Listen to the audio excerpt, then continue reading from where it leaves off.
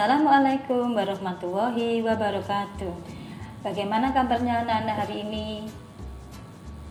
Bu Yulia doakan anak-anak dalam keadaan yang sehat, tetap semangat meskipun kita belajar di rumah.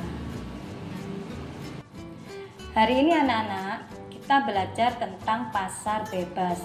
Tujuan pembelajaran kita hari ini, 1. Setelah menyimak materi, peserta didik mampu menjelaskan pengertian pasar bebas.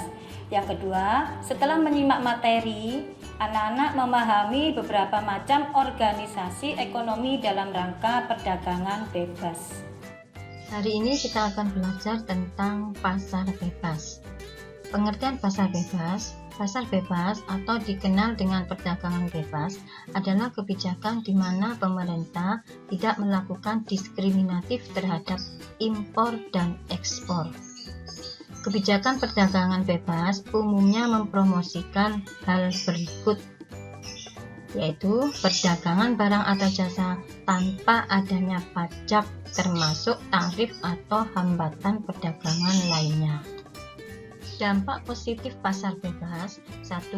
Hadirnya berbagai produk luar negeri di Indonesia akan memberikan inspirasi bagi produsen-produsen di Indonesia untuk menciptakan inovasi dalam produk-produknya. 2. Membuka kesempatan kerjasama antar negara yang luas dalam bidang ekonomi. 3. Kegiatan produksi dalam negeri dapat meningkat secara kuantitas dan kualitas. 4. Menambah devisa negara melalui biaya masuk dan biaya lain atas ekspor dan impor. 5. Melalui impor, kebutuhan dalam negeri dapat terpenuhi. Sedangkan dampak negatif pasar bebas, 1. Munculnya ketergantungan dengan negara maju. 2. Terjadinya persaingan yang tidak sehat karena pengaruh perdagangan bebas. 3. Bila tidak mampu bersaing, maka pertumbuhan ekonomi negara akan mengalami kemunduran dan menyebabkan angka pengangguran meningkat. 4. Munculnya kelangkaan dalam barang bebas. 5. Barang produksi terganggu akibat masuknya barang-barang impor yang dijual di pasar bebas.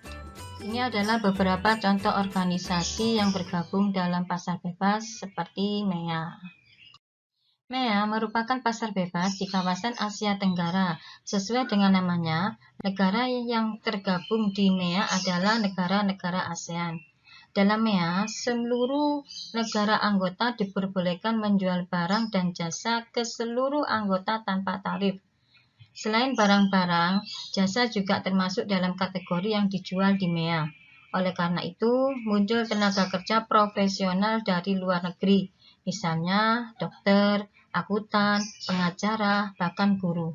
Selain itu, MEA memungkinkan negara-negaranya untuk membentuk pasar tunggal, sehingga kompetisi meningkat di antara anggota. Selanjutnya adalah AFTA. AFTA adalah merupakan kesepakatan dari negara-negara ASEAN untuk membentuk kawasan perdagangan bebas guna meningkatkan daya saing ekonomi di kawasan regional ASEAN. Dengan adanya AFTA, ASEAN berharap dapat menjadi basis produksi dunia dengan menciptakan pasar regional untuk 500 juta penduduk ASEAN. AFTA dibentuk pada tahun 1992 di konferensi tingkat tinggi ASEAN keempat di Singapura. Tujuan AFTA, 1. Menjadikan kawasan ASEAN sebagai tempat produksi yang kompetitif sehingga produk ASEAN memiliki daya saing kuat di pasar global. 2. Menarik lebih banyak investasi. 3. Meningkatkan perdagangan antar negara ASEAN.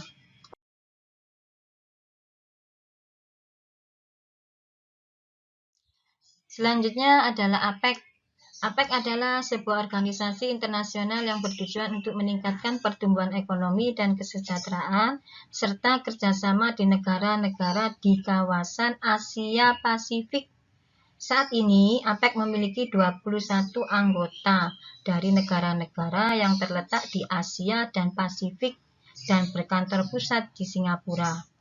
APEC memiliki beberapa manfaat untuk Indonesia, antara lain untuk meningkatkan hubungan dengan negara-negara anggota APEC dan sarana meningkatkan investasi.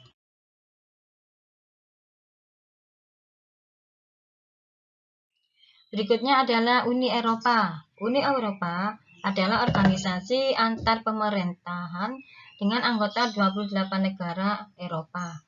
Uni Eropa bukan sebuah negara federal atau organisasi internasional dalam pengertian tradisional, tetapi sebuah badan otonom di antara keduanya. Hal ini berarti masing-masing negara tetap berdaulat, tetapi mereka menggabungkan kekuatan untuk mendapatkan kekuatan yang lebih besar. Manfaat terbesar yang didapat anggota dengan dibentuknya Uni Eropa adalah menghilangkan hambatan keluar masuk barang dari negara anggota, sehingga meningkatkan perekonomian di antara anggotanya. Sekian materi dari Bu Julia, semoga anak-anak memahaminya. Ingat, selalu 3M, mencuci tangan, memakai masker, menjaga jarak. Sekian, wassalamualaikum warahmatullahi wabarakatuh.